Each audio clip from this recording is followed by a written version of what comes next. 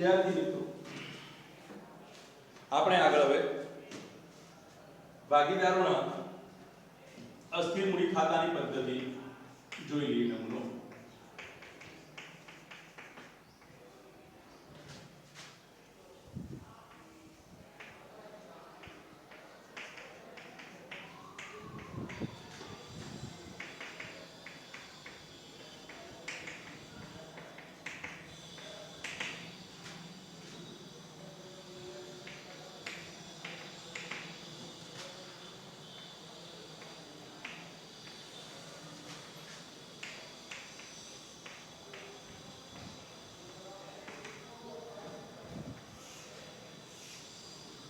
खास याद रखिए एक भागीदारी पेढीना ચોપડે ભાગીદારોના મૂડી ખાતા અસ્થિર ખાતાની પદ્ધતિ એટલે એની બીજું નામ આપી શકાય હંગામી ખાતાની પદ્ધતિ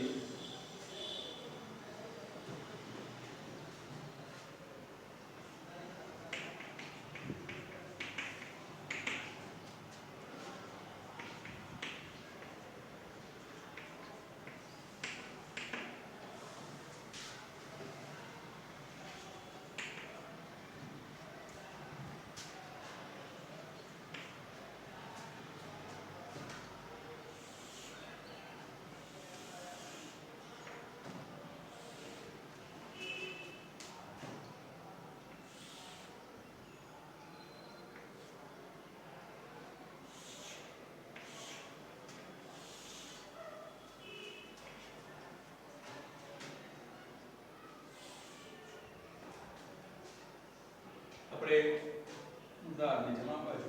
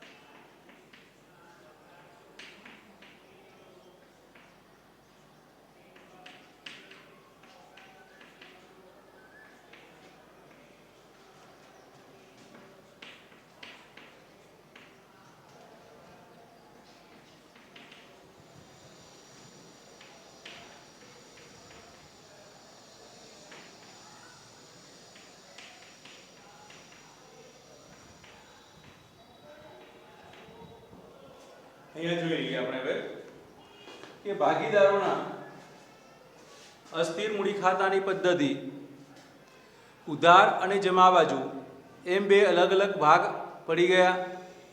ત્યારબાદ તારીખ, વિગત, ભાગીદાર એના રકમ રૂપિયા, ભાગીદાર બીના રકમ રૂપિયા, તારીખ, વિગત, ભાગીદાર એના રકમ રૂપિયા, ભાગીદાર બીના રકમ રૂપિયા. આમ બે કે વધુ ભાગીદારો હોય તો એ બી સી ડી એમ અલગ અલગ ભાગીદાર ના ખાના પાડવામાં આવે છે. રામ, લક્ષ્મણ, ભરત, શત્રુઘ્ન તો એમ પણ અલગ અલગ ભાગ પડશે બંને બાજુ. હવે જે તે વર્ષનું આપણે અત્યારે તૈયાર કરીએ છીએ એમાં જોઈ લઈએ. હમણાં જ ચર્ચા કરી અગાઉના લેક્ચરમાં. તો શરૂઆત કરીએ 1/4/2019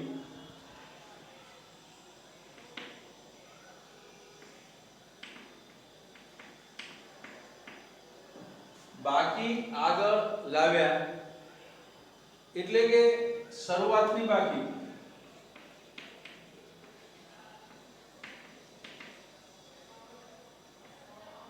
જે હોય તે લખાય છે, જેની હોય એ લખાય છે.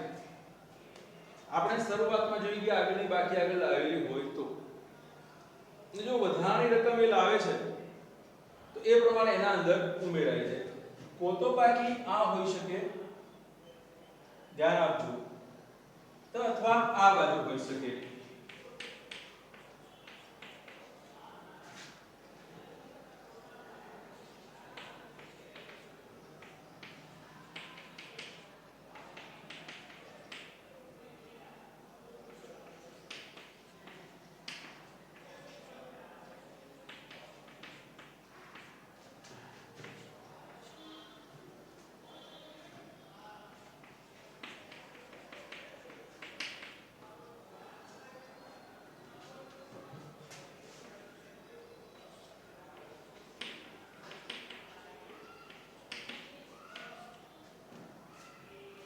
જોઈ લો આ બંને બાબતો અલગ અલગ રીતે લખી છે. બાકી આગળ લાવ્યા બા આલા તો ટૂંકું લખો તો પણ ચાલે, અને બાકી આગળ લાવ્યા પૂરું લખો તો પણ ચાલે. મોટા ભાગે આપણે આ શબ્દનો ઉપયોગ ટૂંકો જ કરીએ છીએ.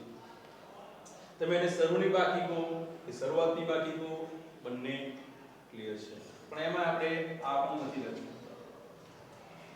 જો હોય તો લખવાની હોય છે એટલે આ એક નમૂનું છે, એમાં જરૂર નથી બેમાંથી એક જ બાકી હોય છે.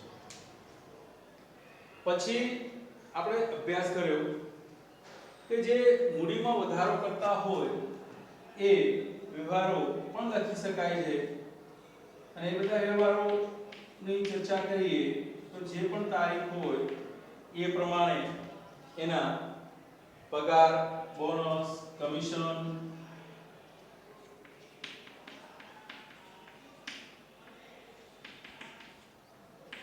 ભાગીદારનો પગાર જેનો હોય એ પ્રમાણે લખાશે. ભાગીદારના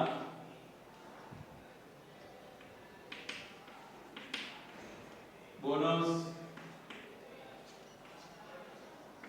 ભાગીદારને કમિશન,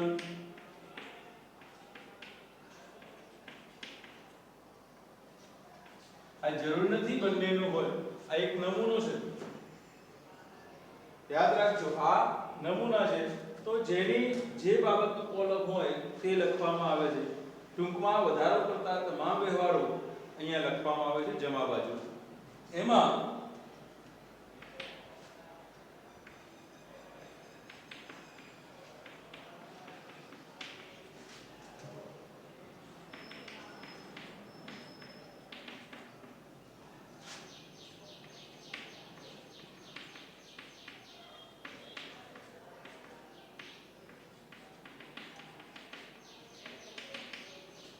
જો વહેંચણી પાત્ર નફો હોય તો જે નફો હોય એ અહીંયા લખવામાં આવશે. ટૂંકમાં એકદમ સરળ અને સીધું જ છે. જે કઈ રકમો આવતી હોય એટલી લખવામાં આવે છે. વધારાની મૂડી લાવે તો પણ અહીંયા લખી શકાય, રોકડ ખાતે, યંત્ર ખાતે, માલ મિલકત ખાતે. કોઈ વચ્ચે વ્યવહાર આવે તો તારીખ નથી આવતી અને મૂડીમાં વધારો થાય છે તો તે રોકડ ખાતે, મિલકત ખાતે એમ પણ લખી શકાય છે. જેટલા વ્યવહારો હોય એટલા લખી શકાય, બાકીની જરૂર નથી તમારે. તમારે ફક્ત એક બાકી આગળ આવે, પગાર, બોનસ કે કમિશન, એમાં ખાસ પગાર હોય છે. આ કમિશન ને બે મુદ્દા પણ ઓછા હોય છે, અને એક આ નફાનો મુદ્દો હોય છે.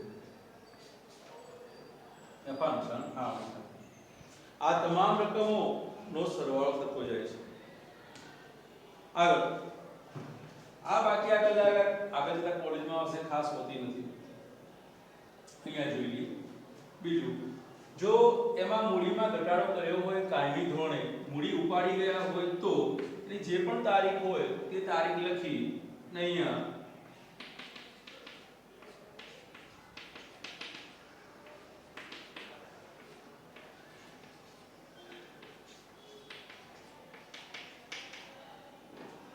તો એ અહીંયા આવશે. આ મુદ્દો જો કે ઓછો હોય છે. આગળ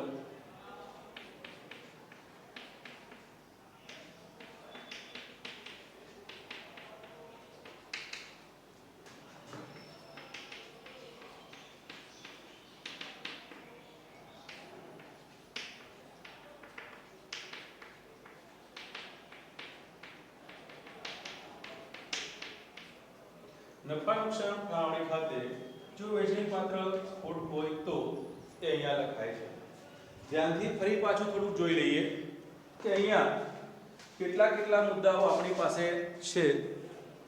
બરોબર, ભાગીદારોના મૂડી ખાતા અસ્થિર મૂડી ખાતાની પદ્ધતિ છે. એમાં ઉધાર અને જમા બાજુમાં આપણે અભ્યાસ કર્યો. જમા બાજુ શરૂઆત કરીએ તો પહેલાં બાકી આગળ લાવ્યા, પછી રોકડ ખાતે કે મિલકત ખાતે કોઈ વધારો હોય મૂડીમાં તો તે લખાય. ત્યારબાદ 31/3/2020 સુધીમાં કોઈપણ વચ્ચે પગાર, બોનસ કે કમિશન આપેલું હોય તો એ મૂડીમાં વધારો કરતી રકમો ત્યાં લખાય છે. એના પછી નફા નુકસાન ફાળવણી ખાતે જમા બાજુ જે નફો આવે છે એ લખાય છે. ઉધાર બાજુ બાકી આગળ લાવ્યા અને શરૂઆતની જે કોઈ મૂડીની રકમો હોય છે એ લખાય છે. એમાં આપણે બીજી કોઈ બાબતનો વધારો કરેલો હોય તો પણ એ લખી શકાય છે. એટલે આ તમામ બાબતોનો ઉપયોગ થઈ શકે છે. એમાં જે વધારાની બાબતો આવતી હોય એ પણ લખી શકાય છે. મૂડીનું વ્યાજ છે, બરોબર, ઉપાડ છે, ઉપાડનું વ્યાજ છે, તો આ તમામ મુદ્દાઓ લખાઈ શકાય છે, લખી શકાય છે. એના અંદર બીજા મુદ્દાઓ આપણે થોડાક ઉમેરી લઈએ આની પછી.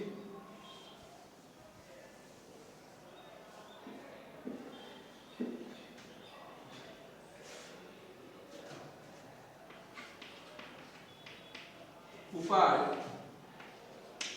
ખાતે ઉપાડ હોય તો પણ લખાય. ઉપાડ પર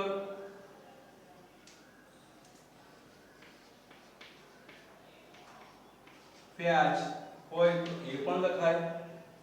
એ જ રીતે અહીંયા મૂડી હોય તો મૂડી અને મૂડી પર વ્યાજ હોય તો પણ લખી શકાય છે. બરોબર, એમાં એડ કરી શકીએ આપણે કે મૂડી અને મૂડીનું વ્યાજ નો પણ ઉલ્લેખ થઈ શકે છે.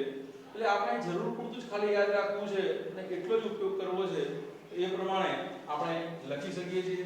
તો સામાન્ય સંપૂર્ણ નમૂનો આપણે તૈયાર કરી લઈએ.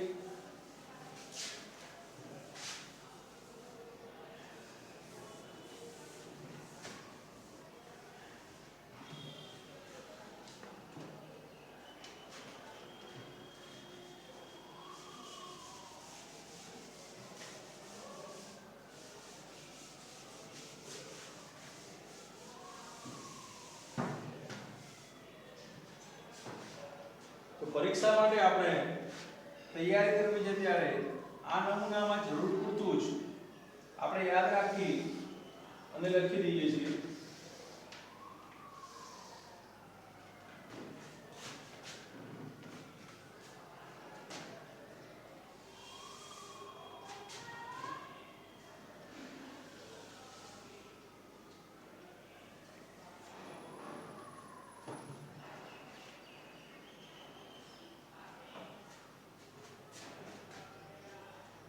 જો શરૂઆતની તારીખ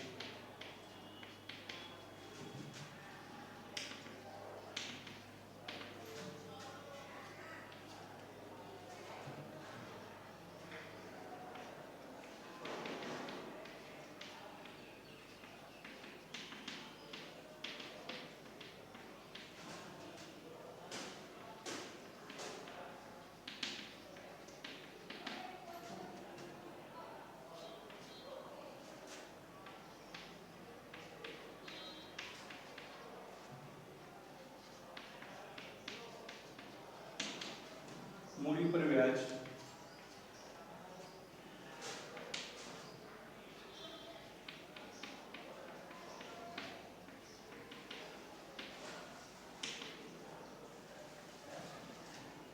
અલગ અલગ લખવું તો અલગ અલગ ભેગું લખીએ તો પણ ચાલે.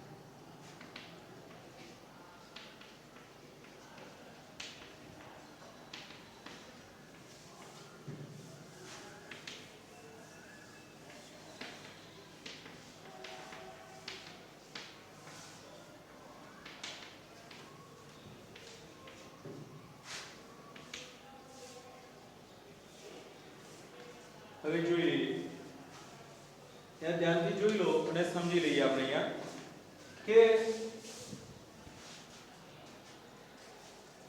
તારીખ 1/4/19 બાકી આગળ લાવ્યા જમા બાજુ રોકડ ઓબ્લિક મિલકત ખાતે મૂડીમાં વધારો જે થાય છે તે 31/3/2020 મૂડી પર વ્યાજ, ભાગીદારોને પગાર, બોનસ, કમિશન વગેરે, નફા નુકસાન ફાળવણી ખાતે જે નફો થયો હોય તે, અને તે જ રીતે ઉધાર બાજુ 1/4/19 બાકી આગળ લાવ્યા રોકડ ઓબ્લિક મિલકત ખાતે મૂડીમાં વધારો થયો હોય તે 31/3/2020 એમાં ઉપાડ ખાતે ઉપાડ પર વ્યાજ, નફા નુકસાન ફાળવણી ખાતે એમાં જે આપણે યોગ્ય તારીખો હોય એ લખવાની હોય છે, તારીખો ના હોય તો તારીખો આપણે લખતા નથી, બરોબર?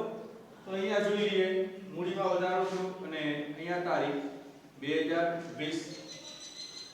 હવે આપણે સમજીએ મૂડી ખાતાની જમા બાકી હોય છે એટલે જમા બાજુનો સરવાળો હંમેશા વધુ થાય છે ને 12મા ભણીએ ત્યાં સુધી જમા બાજુના સરવાળા વધારે આવશે. કોલેજમાં ગયા પછી કદાચ કોઈ ભાગીદારને ઉધાર બાકી હોઈ શકે તો આ સરવાળો પેલા કરી દઈએ. હવે જો એક પછી એક ભાગીદારનો આપણે હિસાબ બતાવી લઈએ છીએ અને સમજી લઈએ છીએ. આ જ રકમ જે છે એ અહીંયા આવે છે, આ બાજુથી સરવાળો આવશે, અહીંયા વચ્ચે આપણને ખૂટતી રકમ મળશે, અહીંથી આ રકમ જશે. આ જે ખૂટતી રકમ આવે છે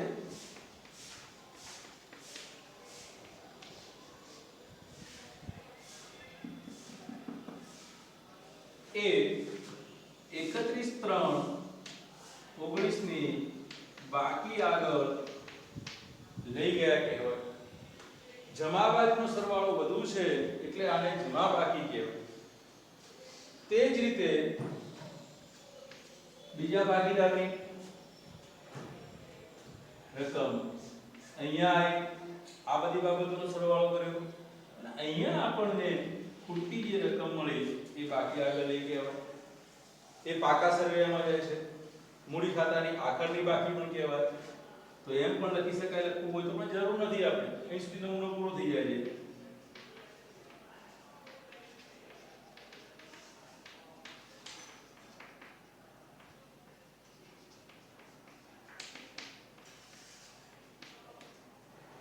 આમ બીજા વર્ષે આ બાકી અહીંયા આવશે એટલે લખાણી બાકી આગળ લાવ્યા, અહીંયા તારીખ 1/4/20 થઈ જશે કારણ કે આ 31/3/20 પછીની બીજી ગત વર્ષનો આખા સ્ટોક એ બીજા વર્ષનો શરૂનો સ્ટોક થઈ જશે અને એ બાકીમાં એટલો ફેરફાર થશે, એટલો વધારો થશે. તો અહીંયા આપણે થોડુંક સમજી લઈએ અને પછીના મુદ્દા તરફ જઈએ છીએ. ભાગીદારી પેઢીના ચોપડે ભાગીદારના મૂડી ખાતા, અસ્થિર મૂડી ખાતાની પદ્ધતિ એકદમ સરળ છે. 11મામાં શીખ્યા છે તે જ રોકડ ખાતે ઉધાર, મિલકત ખાતે ઉધાર, તે ભાગીદારના મૂડી ખાતે જમા, મૂડીની વ્યાજનો વધારો થાય છે, પગાર, બોનસ, કમિશનનો વધારો થાય છે. તે આને સમજવી હોય તો ઉપાડ ખાતે ઉધાર થતું આવે છે, ઉપાડ ખાતે ઉધાર થાય તો અંતે ભાગીદારના મૂડી ખાતે જમા થશે. તો ભાગીદારના મૂડી ખાતે ઉધાર, તે ઉપાડ ખાતે જમા. વધુ આવતા અંગે બીજો પાઠ આપણો આજે અને પૂરો કરીએ છીએ. આગળ ચાલો.